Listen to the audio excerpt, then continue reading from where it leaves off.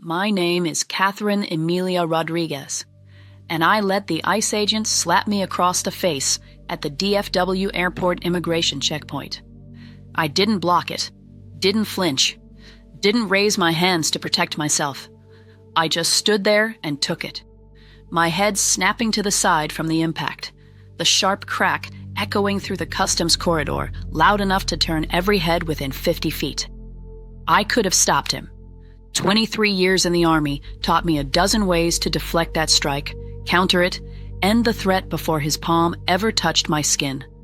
But I didn't, because sometimes the most powerful weapon isn't defense, it's documentation. The slap left a red handprint across my cheek, hot and stinging. My eyes watered reflexively, but I kept my gaze level, locked on Agent Martinez's face as he realized what he'd just done. Behind me, I could hear phones clicking, recording, capturing every second. Good. Let them record. Let them witness what happens when authority forgets accountability. Did you just strike me? My voice was calm, almost conversational, the same tone I used to give tactical briefings in combat zones. Martinez's hand was still raised, his face flushed with that particular rage that comes from someone who's been questioned by a person they consider beneath them. You refused a direct order from a federal agent. I asked to see your supervisor. That's not refusal. That's exercising my rights. I touched my cheek lightly, feeling the heat radiating from the handprint. And you just committed assault in front of approximately 30 witnesses and multiple security cameras. The checkpoint had gone silent. Travelers frozen mid-step, watching the confrontation unfold like a car crash they couldn't look away from. A businessman with his laptop bag, a family with 3 small children, an elderly couple holding hands, all of them staring at the ICE agent who just slapped a woman in civilian clothes at an international airport. What Martinez didn't know, what he couldn't have known, because I was wearing jeans and a university sweatshirt with my carry-on slung over my shoulder, was that the woman he'd just struck wasn't some undocumented worker he could intimidate into submission. I was Major Catherine Emilia Rodriguez, United States Army, returning from a NATO conference in Brussels, where I briefed Allied commanders on counterterrorism strategy. And his career had about 10 minutes left. But I'm getting ahead of myself. To understand how we ended up here, you need to understand what happened before that slap. I grew up in San Antonio, Texas, to a family that had been American for 5 generations. My father was a high school principal, my mother an architect. The Rodriguez name carried weight in our community, respect earned through generations of service, achievement, contribution. But it also carried assumptions. My full name is Catherine Emilia Rodriguez. My mother chose Emilia after her grandmother, who'd immigrated from Mexico in the 1920s and built a life through grit and determination. I was proud of that name, proud of that history. But I learned early that to some people, Emilia Rodriguez didn't mean American success story. It meant probably illegal. I joined the Army at 18, driven by September 11th and a sense that service mattered. Did ROTC at Texas A&M, commissioned as a second lieutenant, deployed to Afghanistan at 24, where I learned that bullets don't care about your last name, only your competence. I climbed ranks through 2 decades of proving myself. Made captain at 29, leading intelligence operations in Kandahar. Made major at 35 after a tour advising Iraqi forces in Mosul. Earned a Bronze Star, a Purple Heart from an IED strike that left shrapnel in my left shoulder that still sets off metal detectors. Which is why I was at DFW Airport that Tuesday afternoon, coming through international arrivals after a week in Brussels. I presented at a NATO intelligence summit, represented the United States in strategy sessions with Allied officers, and was looking forward to sleeping in my own bed. The customs process started normally. I handed my passport to the CBP officer, answered the standard questions about my trip. He scanned my passport, glanced at his screen, then paused. His eyes flicked to my face, back to the screen, back to my face. Ma'am, can you step to the side, please? Just a routine secondary screening. Won't take long. I'd been through secondary screening before. Random selections, outdated watch list flags, the usual friction of a security apparatus that generates false positives. I collected my bags and moved to the designated area where 3 other travelers waited with varying degrees of impatience. That's when Agent Martinez appeared. He was younger than me, maybe 30, with the kind of aggressive swagger that comes from 6 months of authority and 0 accountability. He didn't introduce himself, didn't explain why I'd been pulled aside. He just started with demands. Passport, now. I handed it over. He slipped through the pages, studying the stamps, then opened it to the photo page. His eyes narrowed when he saw my full name. Catherine Amelia Rodriguez. He said each part distinctly, emphasis on Amelia. Where were you born? San Antonio, Texas. Parents' names? Your parents. What are their names? I felt the first flicker of recognition. This wasn't routine screening. This was profiling. Why do you need my parents' names? My passport shows I'm a U.S. citizen. Ma'am, I'm asking the questions. Parents' names. With respect, I don't see how that's relevant to customs screening. His jaw tightened. You're coming from Brussels via Paris. That's a common route for people trying to obscure their origin. I need to verify your citizenship. My passport verifies my citizenship. It's a U.S. passport issued by the U.S. government. Passports can be forged. Mine isn't forged.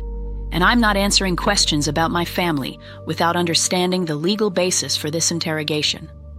That's when his expression shifted from suspicious to hostile. You're refusing to cooperate with a federal customs inspection. I'm asking for clarification on why a U.S. citizen with a valid passport is being interrogated about her parents. He stepped closer, invading my space, using his height to intimidate. Maybe because Catherine Amelia Rodriguez is a name that raises flags. Maybe because you're traveling alone from Europe. Maybe because your attitude suggests you're hiding something. I kept my voice level, aware that we had an audience. My attitude suggests I know my rights, and racial profiling isn't a legal basis for detention. Racial profiling? He laughed, sharp and bitter. You're the one making this about race. I'm doing my job. Your job is customs enforcement, not interrogating citizens about their ancestry because their middle name is Amelia. That's when he grabbed my arm, his grip bruising. You're coming to secondary for a full inspection. I could have pulled away, could have used any of a dozen techniques to break his grip without injuring him. Instead, I let him hold my arm, let him demonstrate his aggression in front of witnesses, and said calmly, "You're assaulting me. I want your supervisor." You'll get my supervisor when I decide you get my supervisor. Federal law requires you to provide supervision upon request during a detention. That's when he slapped me. No warning, no escalation, just a fast, hard strike across my face that turned every head in the corridor. The sound was sharp and unmistakable. My head jerked to the side, and I tasted blood where my teeth had cut the inside of my cheek. I didn't react, didn't raise my hands, didn't stumble back. I just turned my head slowly back to face him, felt the heat spreading across my cheek, and looked him in the eye. "Did you just strike me?" He realized his mistake immediately. I could see it in his face, the sudden recognition that he'd crossed a line he couldn't uncross. "You were being aggressive. I was standing still, asking for your supervisor." I touched my cheek, felt the raised welt already forming. "You just committed assault in a federal facility, in front of witnesses, on camera." His partner, a woman who'd been standing back during the confrontation, had her hand on her radio now. "Martinez." "Shut up, Chen." But his voice had lost its edge. He was scanning the crowd, seeing the phones, recognizing too late that his career was documenting itself in real time. "I want your supervisor," I repeated. "Now. You're not in a position to make demands. I'm a U.S. citizen who's been racially profiled, detained without cause, and assaulted by a federal agent. The businessman who'd been watching pulled out his phone, held it high. I got the whole thing on video. He hit her for no reason. The elderly woman spoke up, her voice shaking but clear. She didn't do anything. She just asked for a supervisor. Martinez looked around wildly, realizing the narrative was slipping away from him. Everyone put your phones away. This is a federal security area. Recording federal agents in public spaces is constitutionally protected, I said quietly. You want to make this worse, keep threatening witnesses. That's when I heard the boots, fast, deliberate, multiple people approaching. I turned to see 3 people converging on the checkpoint. A CBP supervisor in uniform, an airport police sergeant, and someone I recognized immediately despite not having seen him in 5 years. Colonel Marcus Webb, Army Intelligence, now apparently stationed at Fort Hood. We'd served together in Afghanistan, run parallel operations in different sectors, and he was staring at the red handprint on my face with an expression that suggested someone was about to have a very bad day. Major Rodriguez? His voice carried that particular tone of controlled fury that comes from seeing something unacceptable happen to someone you respect. What happened to your face? The corridor went silent. Martinez's face drained of color. Colonel Webb, I kept my voice professional despite the throbbing in my cheek. Agent Martinez struck me after I requested his supervisor during what appears to be a racially motivated secondary screening. Webb's eyes never left my face, but I could see his jaw working. Agent Martinez struck you. Yes, sir.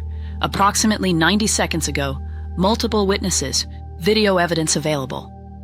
Webb finally turned to Martinez, and despite being in civilian clothes, his command presence filled the space. Did you just assault a U.S. Army major? Martinez's mouth opened and closed. She didn't identify herself as military. She shouldn't have to identify herself as anything to not be struck by a federal agent.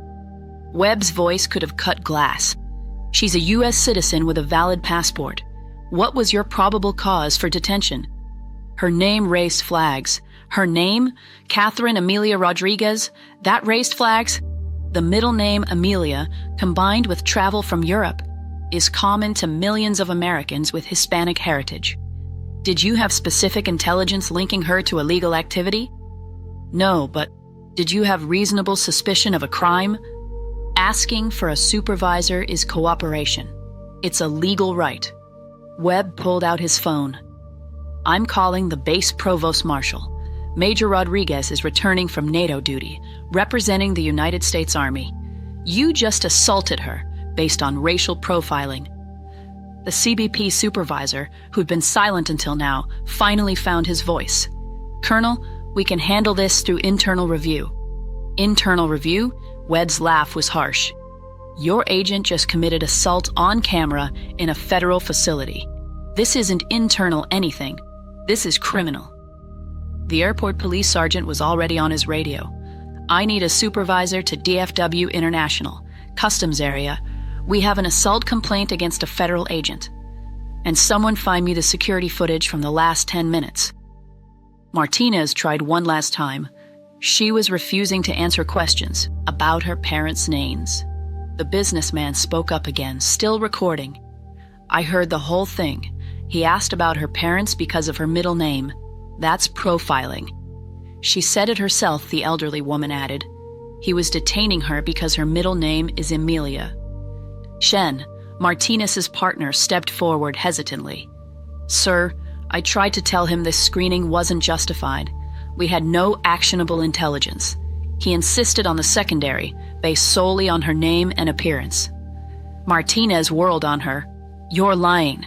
No, Agent Chen is documenting what happened. Webb's voice cut through. Which is what good officers do when they witness misconduct. He turned back to Martinez. Badge number. Now. You don't have authority over me. Airport police do, and they'll get it whether you volunteer it or not. The sergeant moved closer. Agent Martinez, I need you to come with me for questioning regarding an assault complaint. This is bullshit. She's probably illegal anyway. I'm a major in the United States Army. My voice finally rose, carrying through the corridor with command authority I'd spent 2 decades building. I have a Silver Star from Afghanistan and a Purple Heart from Iraq. I just returned from briefing NATO commanders in Brussels, and you assaulted me because my middle name is Amelia? The corridor erupted. Travelers who'd been silent started shouting. He hit an army officer. Someone arrest him. Get his badge. Webb pulled out my passport, which Martinez had dropped during the confrontation. He held it open to the information page, showing the stamps from dozens of countries, the endorsements for official travel. See this? Official U.S. government business. She was traveling on military orders. You detained and assaulted an officer on official duty. Martinez sat down hard on a nearby bench, his face gray. The reality of what he'd done was finally penetrating. I didn't know. You didn't ask. Webb's voice was ice. You made assumptions based on a name and appearance, then assaulted someone for asserting their rights. The CBP supervisor was on his phone now, speaking in low, urgent tones. The airport sergeant had called for backup. Shen had moved away from Martinez, physically distancing herself from the disaster. Colonel Webb handed me my passport. Major, we need to get you to medical for documentation. I'm fine, sir. That's an order. Assault documentation requires medical evaluation. And Major, he looked at Martinez with undisguised contempt. Press charges, all of them. The next 2 hours were a blur of statements, photographs, medical evaluation. The airport doctor documented the handprint-shaped contusion, the cut inside my cheek, the swelling. Airport police took my statement. CBP Internal Affairs appeared within an hour, their expressions showing they knew exactly how badly this was going to go. The businessman who'd recorded everything sent me his video. It showed the entire interaction, Martinez's aggressive questioning, his escalating hostility, my calm requests for supervision, and finally, the slap. Clear, unambiguous assault, captured from multiple angles. By evening, the story had broken nationally. Army major assaulted by ICE agent at DFW airport. The video went viral, millions of views in hours. The optics were devastating. A federal agent striking a woman for asking for a supervisor. All because her middle name was Amelia. Martinez was suspended immediately. The entire secondary screening operation at DFW was placed under review. CBP issued a statement calling it an isolated incident of excessive force that does not reflect our values. But it wasn't isolated. Once my story broke, dozens more came forward. Army captain detained in El Paso because his last name was Hernandez. Navy lieutenant questioned extensively despite military ID because she looked Asian. Air Force major held for 3 hours because her passport had stamps from Muslim-majority countries she'd visited on official duty. A pattern of profiling so systematic it couldn't be dismissed as individual bad actors. Congress noticed. Within a week, 3 committees announced hearings on CBP and ICE profiling of military service members. I was invited to testify. I sat in a hearing room in my dress uniform with my Silver Star and Purple Heart visible on my chest and told representatives exactly what happened in that corridor. Agent Martinez saw Emilia Rodriguez and made assumptions, I testified. He assumed foreign birth, assumed questionable documentation, assumed I didn't belong. My passport, my citizenship, my service, none of it mattered because my middle name didn't sound American enough to him. Some representatives apologized. Some made excuses about security challenges. One actually suggested I should have shown my military ID immediately to avoid the confrontation. I looked him in the eye. I shouldn't have to be a major to be treated with basic respect. I shouldn't need a Silver Star to avoid being assaulted for asking for a supervisor. If my rights only exist when I prove my rank, then they're not rights. They're privileges reserved for people who look like they belong. The room went quiet. Policy changes came. New training on profiling. Clearer protocols for secondary screening. Body cameras required for all CBP enforcement actions. Martinez tried to fight his termination, claimed he'd felt threatened, that I'd been aggressive.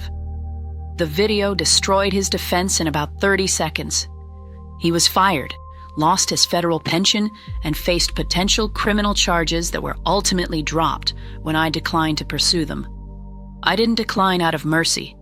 I declined because he'd already lost everything that mattered to him: his badge, his career, his reputation.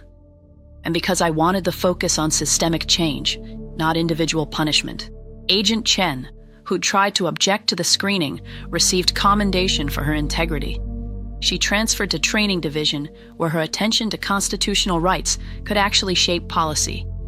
Colonel Webb and I grabbed coffee after the hearing. "You handled that perfectly," he said. "I let him hit me. You let him hang himself." Webb stirred his coffee.